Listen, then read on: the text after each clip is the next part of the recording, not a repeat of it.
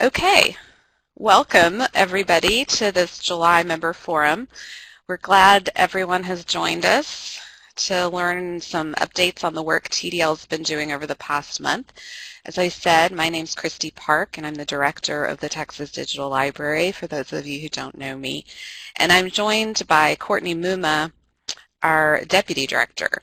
Leah DeForest, our wonderful communication strategist, is out this week, so I sure hope this goes okay today without her expert guidance, but she is on a well-deserved vacation and will be back with us next week. We also have some special guests from our community who will be talking about a few things coming up and programs that they're undertaking at their institutions, and I'll introduce them a little bit later. A couple of reminders as we get started. If you have questions, please feel free to use the chat window to ask those, and we'll find an appropriate moment to answer them. You also have the ability to download the slides in the Files pod in the bottom of the screen. And as I said, we are recording this, so you'll be able to access it on the TDL YouTube channel later on. I'm going to start with some director's updates as I usually do. And then we'll transition into updates about services, projects, and community.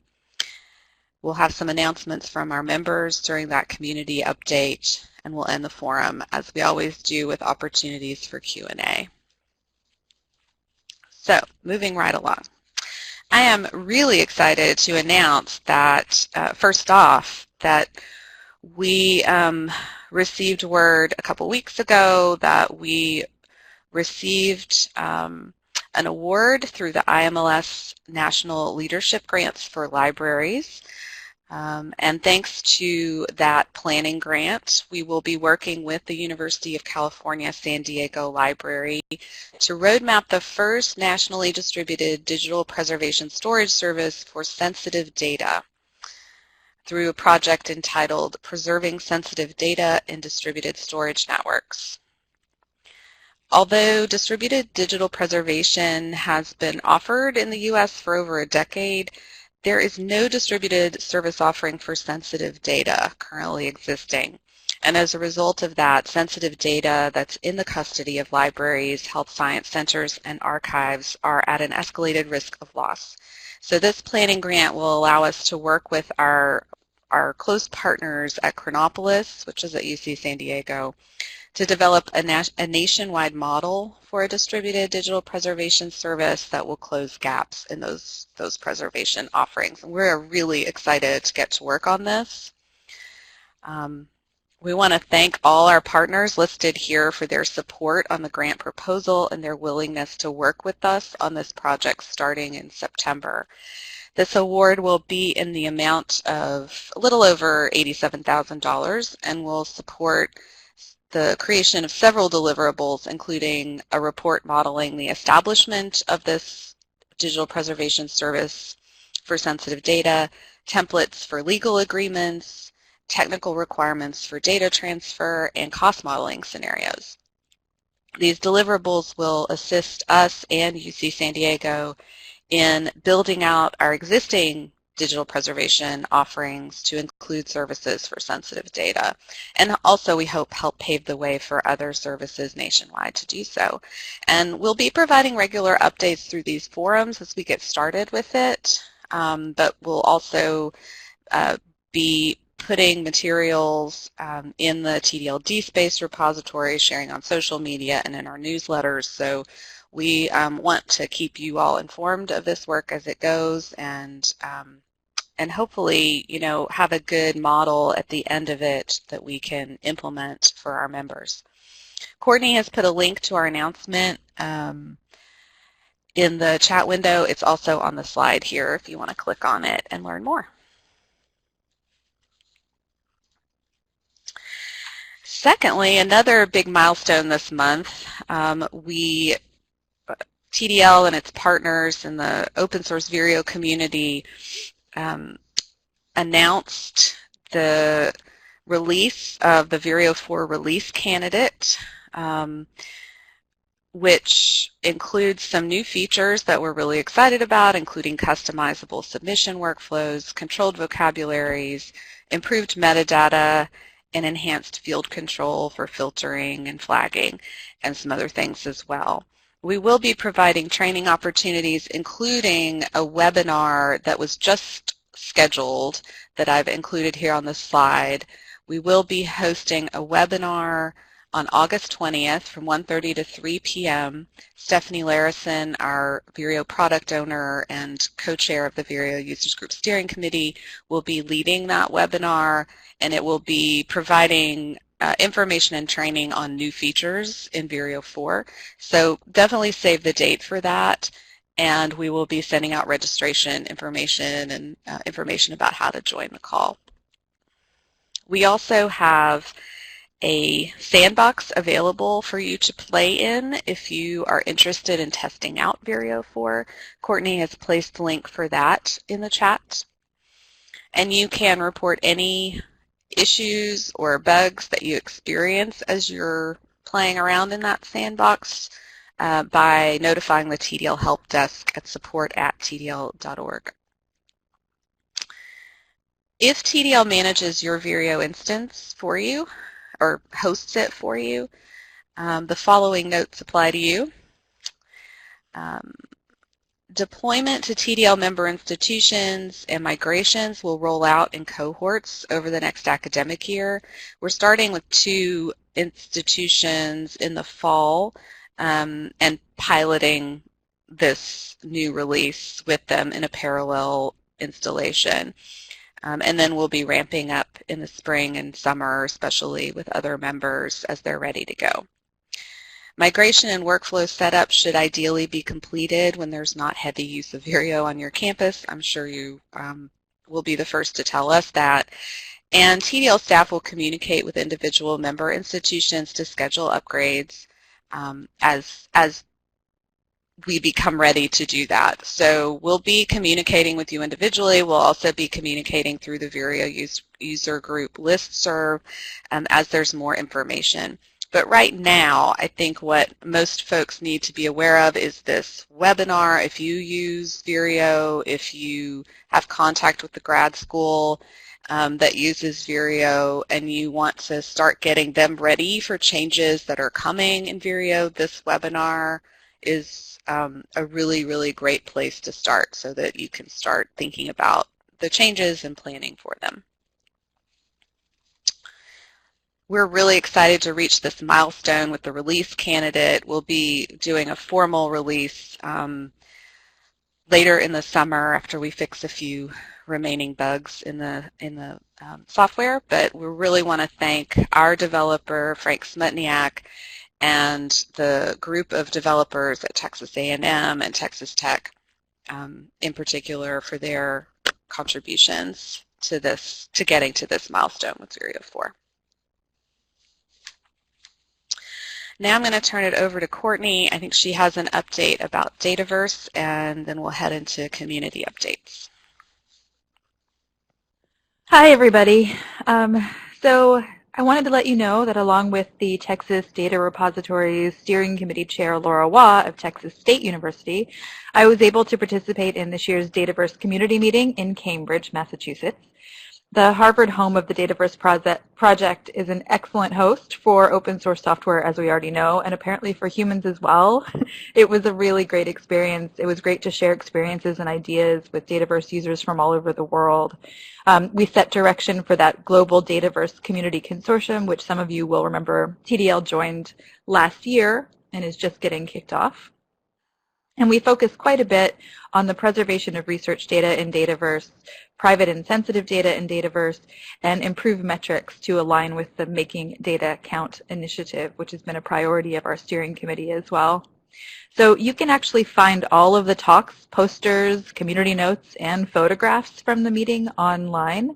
Christy has just kindly posted that link there in the chat. So if you want to dig into everything that happened there, please do so.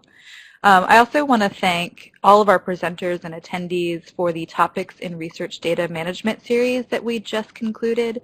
Our final guest was Sonia Barbosa from Harvard, who kindly did it just a week or so after the community meeting, which she had a huge role in running. So we appreciated that she stepped up and did that for us despite having just thrown this huge party. So thanks again to Sonia and to everyone who was able to go, and Sonia's slides are in our TDL repository, just like all the slides from everything in that series. And I'm going to move into some community updates now. Leah normally does this, but it's me this week. So first, I want to talk to you about the Society of American Archivists and Council of State Archivists meeting called Transformative this year in Austin, Texas. It's going to be from July 31st to August 6th. It's going to be a great conference, and I will be there, so I hope to see many of you there as well. Feel free to shoot me an email directly, or if you find me there, give me a holler and come say hi. There is a link that Christy has just posted to the conference information there in the chat, and there's so much to do. I'm really excited about SAA this year.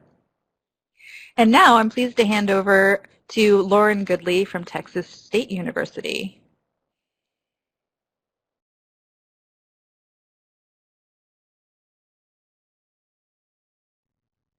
And I wanted to share and promote that kind of in conjunction with SAA.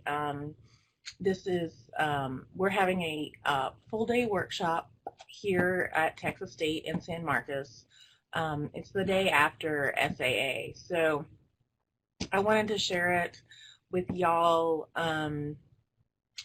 It's usually a really nice, when we have events at Texas State and San Marcos, it's a nice mix of people from Austin and people from San Antonio, and then coming right after the Society of American Archivists, we're anticipating some people from other parts of the country, so that's it should be neat in that way. And then the managing digital records in archives and special collections, I wanted to encourage people who maybe this isn't your regular wheelhouse, but there's always something to learn from this stuff, and there's always people in these classes that are there because they don't know or don't do it and figure they might want to know about what they're doing. So if I wanted to encourage people in this group who are not archivists or not digital archivists to just come and spend a day kind of thinking about this with us.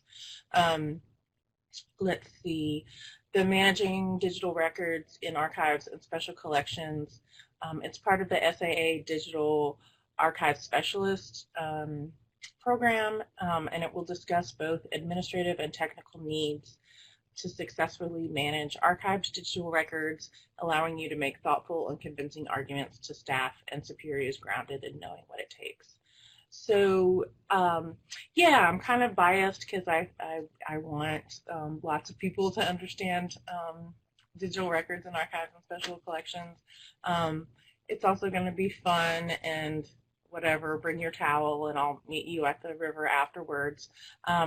It's going to be a full day, so we'll have a barbecue lunch available for $10, and the breaks are graciously sponsored by TDL, so thank you to TDL for that. And I guess they posted the link. If you're able to come and spare the day, I think it'll be really useful, and I hope to see you there. Let me know if you have any questions as well. Awesome. Thank you, Lauren. We're excited to be sponsoring that event or sponsoring breaks at that event. We really hope we'll see a lot of TDL members take advantage of it. It'll be a great event. All right. I am going to let you know about one other event that's going on soon, the Open Education Texas statewide convening, which the Virtual College of Texas is hosting along with the Higher Education Coordinating Board. That is happening August 7th and 8th in Austin, and it will be a showcase of best practices in OER from around Texas. Registration is open through the end of the month, so we hope we'll see a lot of folks there from our membership. I'll be there presenting on some things that TDL has been up to in the world of open educational resources and some outcomes that have come out of the statewide meeting we hosted last fall. And if you're there or if you're planning to go, let me know, because I'd love to catch up with you if you're in town. And now Ariana Santiago from the University of Houston Libraries is going to talk a little bit about OER, an OER-related program that U of H Libraries has undertaken there locally. So Ariana, I'll hand it over to you. Thanks, Christy. Hi everyone. My name is Ariana Santiago, and I'm the Open Educational Resources Coordinator at the University of Houston. And I'm excited to announce that UH Libraries, in collaboration with the UH Office of the Provost, recently announced the 2019-2020 recipient cohort of the UH Alternative Textbook Incentive Program. So in this program, UH instructors applied for an award ranging from $500 to $2,500 that would go towards implementation of an open or alternative textbook in summer 2019, fall 2019, or a spring 2020 course. And these awards were granted based on the projected cost savings for students, the type of project, as well as the feasibility of successful implementation for their proposal. Now in its second year, ATIP is part of the university's initiative to improve students' academic experience by mitigating the high cost of textbooks. Faculty members are incentivized to replace required traditional textbooks in their course with adoption, adaptation, or creation of an open textbook, or assembly of freely available or library-sponsored resources. And the projected savings for students in the first year of implementing alternative textbooks in the second round of ATIP courses is $757,380, benefiting an estimated 5,773 students. So if anyone's interested in learning more about the Alternative Textbook Incentive Program, definitely feel free to email me, and I'll post my email and a link to the full announcement in the chat box. Thank you. Awesome. That is so great to hear about, Ariana. That level of savings for students is pretty exciting. So we'll save Q&A for the end, and I want to now hand it over to Carla Alvarez from UT Austin to talk a little bit about Tarot.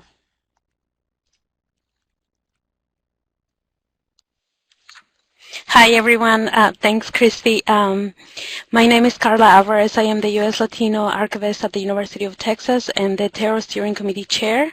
And I am very pleased to let you know that the Texas Archival Resources Online Consortium and the University of Texas Libraries have received a grant of $348,359 from the National Endowment for the Humanities to enhance their efforts to provide researchers worldwide with access to collection descriptions of archival primary sources in libraries, archives, and museums across Texas. This grant builds on a 2015 NEH Humanities Collections and Reference Resources Foundation's grant, which enable planning in key areas, including shared best practices, training documentation, and outreach to current and potential members and users. Grant activities will include a redesign of the Tarot web platform to improve the functionality and searching and appearance, a review of encoded archival description, or EAD3, encoding standards, work towards standardizing existing control access terms, for example, geographic names and subject headings, and training to support participation for Tarot members. Please feel free to reach out with any questions that you may have, and I'll post my email address in the chat box. Thank you. Thank you so much, Carla. We are so excited that Tarot has obtained this funding. It's such an essential project, and we're excited to follow how this work progresses and keep our community informed of it, because I know there are a lot of folks out there who use Tarot and are interested in Tarot. So thank you for joining us today. I am going to, we have a few more event and webinar kinds of things to talk about, and then we'll have time for Q&A. I'm going to start by letting you know about another UT Libraries event, the ARL Library Management Skills Institute, which UTL is hosting at the Perry Castaneda Library in Austin, August 6th through 8th. This version of the Institute focuses on organizational learning and is intended for supervisors, department heads, coordinators, team and project leads, and others who might serve as change agents within their organizations.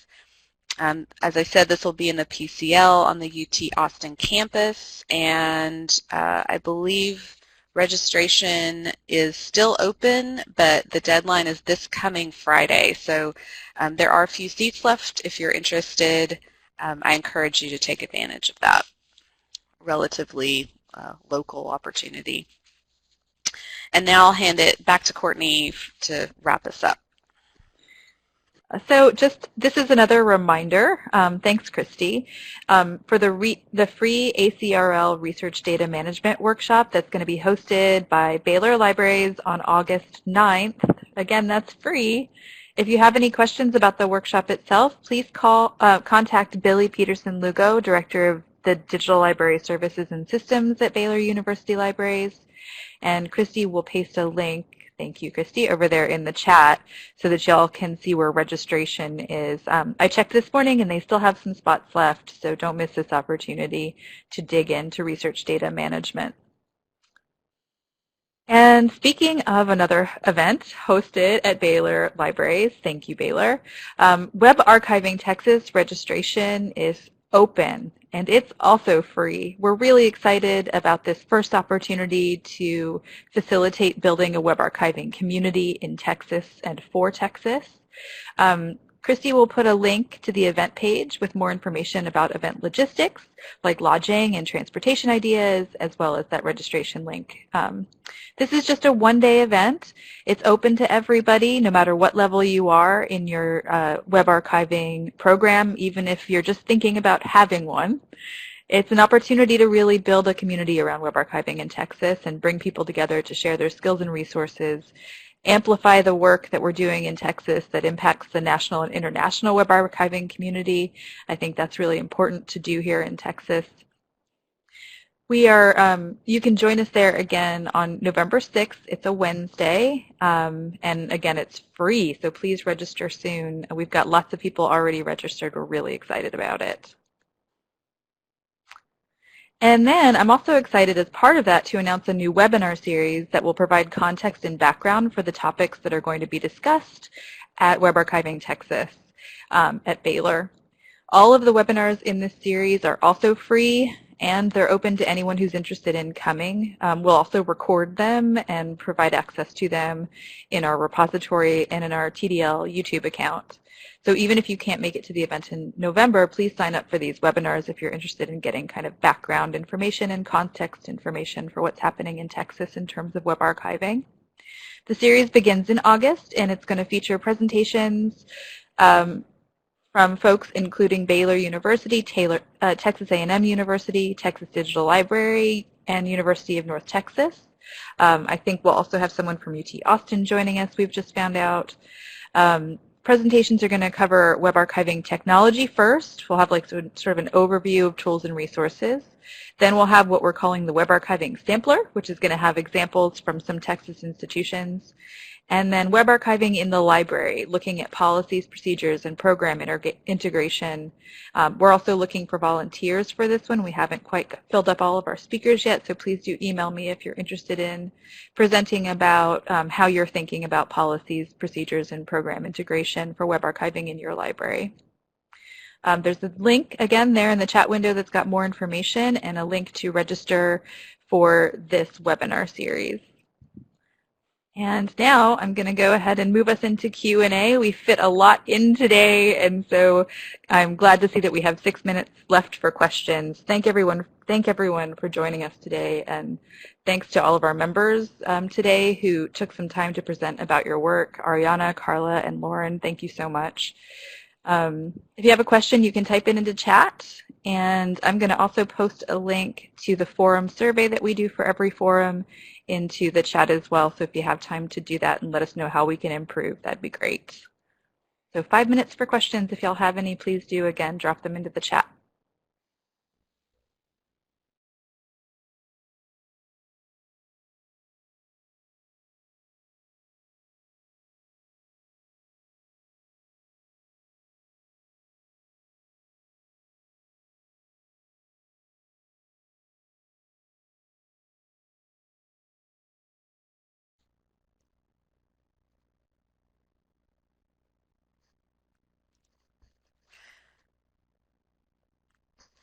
Well, if there aren't any questions, we will wrap it up for this month and just say one final thank you to all of our speakers and all of you for joining us today. Always good to spend a little time with you, even if it's virtual time. If you do have questions or concerns or want to share anything with us, you know where to find us, and you can always reach us through the TDL help desk at support@tdl.org. And with that, we will say goodbye for now and see you same time next month. Everybody, have a great rest of the summer.